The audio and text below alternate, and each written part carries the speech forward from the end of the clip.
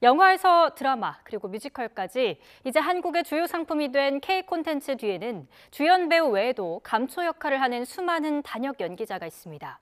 그러나 정작 이들은 한 달에 100만 원을 채 못 벌 정도로 사실상 착취를 강요당하고 있는데요. 여기엔 수천 배의 임금 격차를 방치하고 노동 시간도 제대로 인정해주지 않는 구조가 원인으로 꼽힙니다. 단역 연기자 실태 심층 보고서 내용을 강민경, 권준수 기자가 단독 보도합니다. 연극과 뮤지컬 배우로 활동하는 30대 A씨. 벌써 8년차 배우지만 본업만으로는 40만 원 월세를 내기조차 빠듯합니다. 못 벌 때는 한 달 반 그 시간 동안 30에서 한 60만 원 정도 벌었던 것 같아요. 생활비를 벌기 위한 부업은 필수. 그러나 언제 캐스팅이 들어올지 몰라 단기 아르바이트를 전전할 수밖에 없습니다.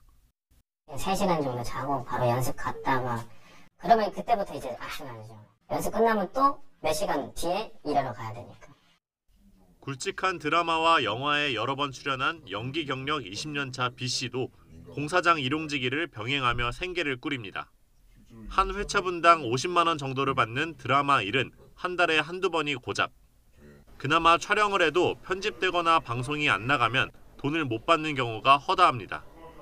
그냥 단역으로 그냥 끝나버리는 그냥 금액적으로도 그렇고 역할로도 그렇고 생활비의 애로사항은 항상 있는 문제여서 K 콘텐츠를 빛내는 약방의 감초 단역 연기자들이 박봉에 시달리면서 지쳐가고 있습니다. 제작비는 오르고 주연급 배우들의 몸값은 치솟고 있는데 단역 연기자들의 처우는 오히려 최소한의 구제책 없이 곤두박질 치고 있다는 겁니다.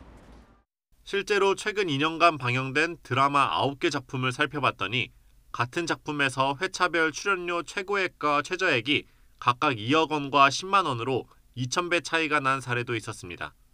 회차마다 주연급 배우에게 1억 원 이상을 지급하면서 단역 배우에겐 20만 원도 안 되는 돈을 준 드라마도 3편 중 1편꼴이었습니다.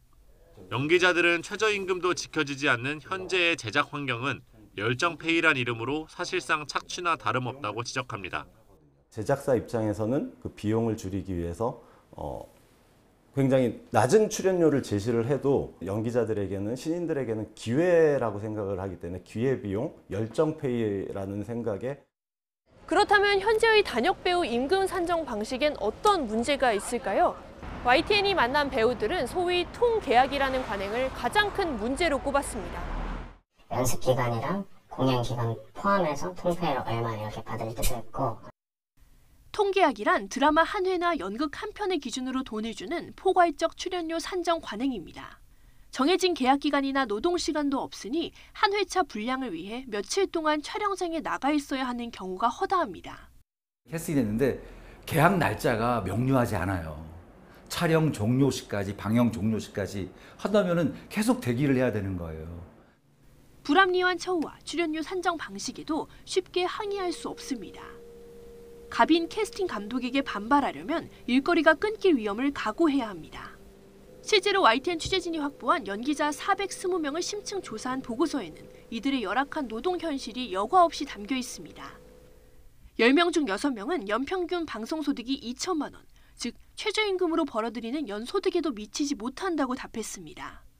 촬영에 필요한 소품이나 이동 비용 등을 지원받는 경우는 2%도 채 되지 않았습니다. 출연료 체불과 촬영장에서 폭언, 모욕을 경험했다는 비율도 각각 30%가 넘었습니다. 그러나 캐스팅 보복 등이 두려워서 참고 견뎠다는 응답은 무려 63%에 달했습니다. 저한테 연락이 안 오는 가능성이 좀 더 크죠. 하루살이처럼 정말로. 스타성에 따른 차등 지급은 인정하지만 단역 배우도 작품에 꼭 필요한 역할인 만큼 지금 같은 불합리한 출연료 격차나 비용 계산 방식은 바꿨으면 한다는 게 이들의 요구입니다. 1%의 그분들이 본인들의 10분의 1 정도만 감소시키겠습니다라고 해도 나머지 한 100명 이상이 그 현장에서는 괜찮지 않을까라는 생각도 들거든요.